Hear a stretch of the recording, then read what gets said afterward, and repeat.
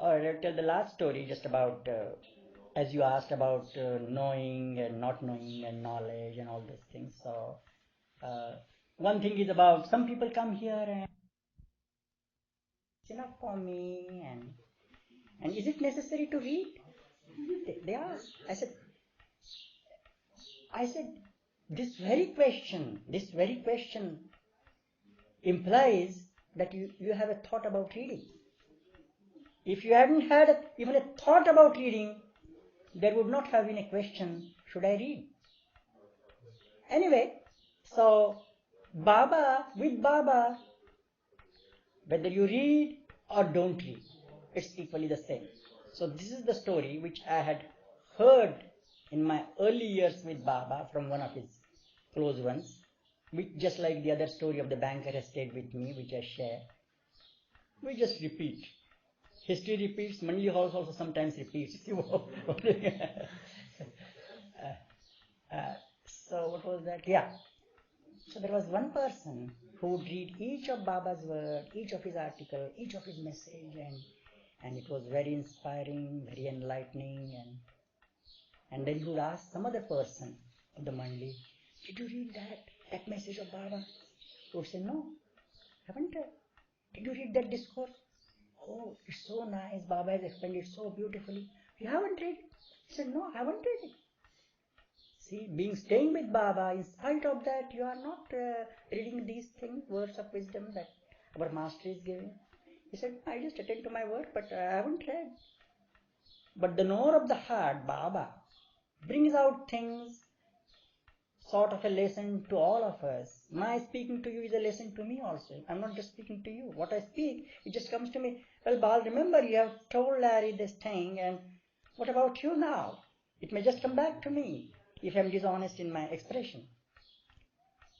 So then somehow that conversation reaches Baba, or Baba was passing and he overheard it or something of that sort. And then one day he was there, and that person who would read all the messages and all the discourses was with Baba, and Baba praised him. He said, oh, have you seen that? He said, Baba, that's wonderful explanation, and this is good and this is best. He said, you think you went over those things? I said, yes, Baba, they're real gems. He said, very nice, very nice. And then, what do you take me to be? He said, Baba, you're God. Of course, who else could give such things? And he said, oh, that's also very good, very good. And then he said, all right, will you do what I tell you? He said, yes, of course, Baba, you're God. And then he says, now that you are here, just give me a very tight slap. The moment he heard of that, he said, yes, Baba, and he's hesitating to obey Baba, to follow his instruction. And just he is still in his mood what to do, what not to do.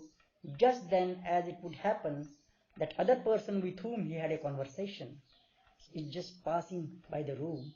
So Baba just snaps his fingers and he says, come.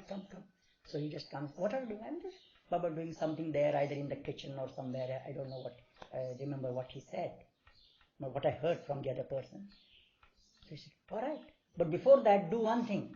He said, yes, Baba, what's that? Give me a tight slap. The moment Baba said that, he took his hand in such a motion that he would surely slap Baba. The next, he said, stop. Baba, stop.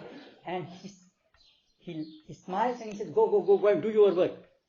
And when he goes away, then Baba again turns to that person. He says, see, he hasn't read anything. You are reading all my books. And still you take me as God. But when I asked you to slap me, although you said that, but you hesitated to do that. And that person.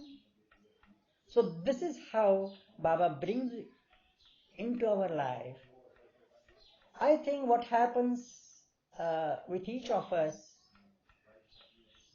I may even say should happen with each of us, is that our own way, we should hear all, but imitate none. We should just have our own way to Baba. And that would be the most natural for each of us. Yeah. Now we can't repeat that though. Yeah.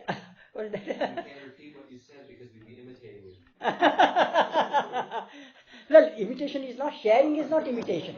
Sharing is,